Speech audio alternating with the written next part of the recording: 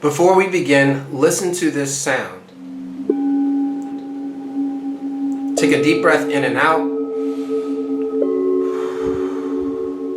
Open your mind and allow yourself to think critically about the information that is being presented. There are two counter arguments that I like to address before moving forward. I understand that realness and passability is about being safe in the day-to-day world that we have to all live in. This is what it's all about. Being able to fit into the straight white world to embody the American dream. The second argument that I would like to address is that ballroom realness is a very old category and has been here for a long time. Oh, devil! Sin. There is no sin. Man does how he pleases with his property. Slavery was a practice that happened for over 400 years, and we are still dealing with the effects of institutionalized and systemic racism today.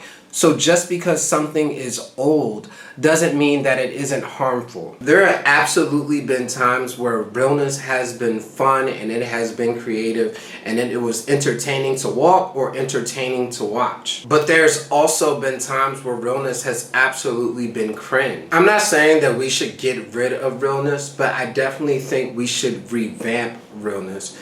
And we should take a look and have a conversation about the things that realness perpetuates within our community.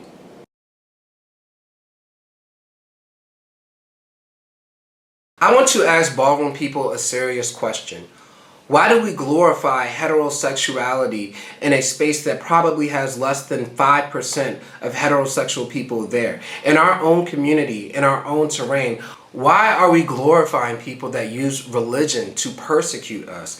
Why are we glorifying people that kicked us out of our homes simply for existing, simply for portraying femininity and being who you are? Why are we glorifying people that forced us into sex work?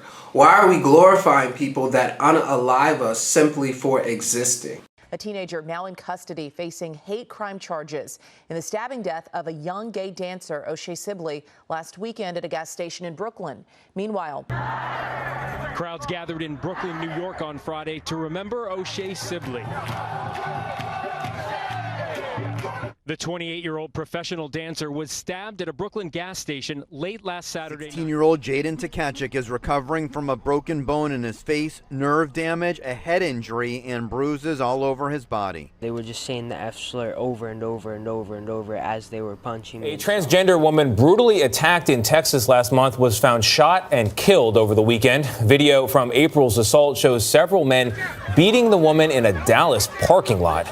CBS This Morning investigative correspondent Anna Werner has been following this story for us. Anna, good morning. Look at that video.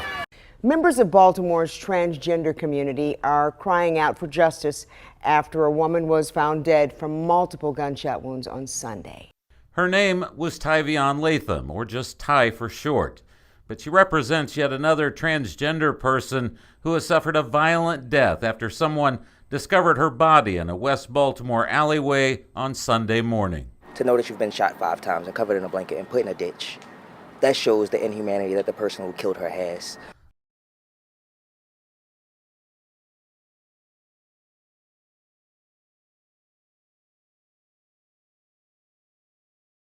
I know this video was very rough to get through.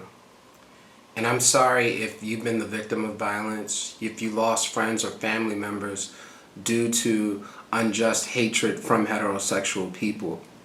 I just want to ask one final time, why are we glorifying these people in our community when we don't have to?